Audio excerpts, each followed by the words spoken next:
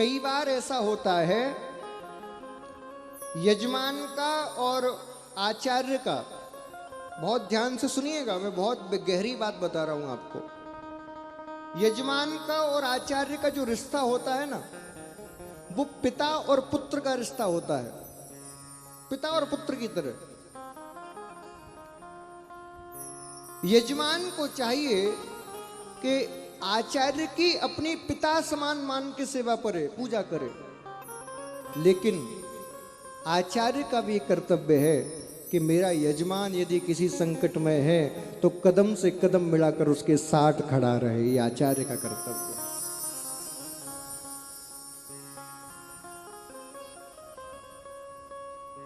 अनुष्ठान को पूरा करने का कर्तव्य केवल यजमान का ही नहीं होता, आचार्य का भी होता है। इसका प्रमाण मैं आपको दूं। जिस समय राम जी ने सेतु निर्माण किया और रामेश्वरम की स्थापना की, तो कहा, बोले इस रामेश्वरम की स्थापना के लिए, इसकी पूजन के लिए मैं विश्व के सर्वश्रेष्ठ विद्वान को बुलाना चाहता हूं, विश्व के सबसे बड़े शिव भक्त को बुलाना चाहता हूं। खोज के लाओ कौन है विश्व का सबसे बड़ा शिव भक्त और विद्वान। सबने खोज शुरू की और खोजते खोजते सबने आके एक ही उत्तर दिया, बोले महाराज विश्व का सबसे बड़ा, त्रिलोकी का सबसे बड़ा शिव भक्त और विद्वान केवल एक है। कौन? बोले लंकापति रावण। उससे बड़ा संसार में ना कोई शिव भक्त है और ना कोई विद्वान है। राम जी ने एक क्षण भी नहीं सोचा और कहा, बोले ठीक है, हमारी तरफ से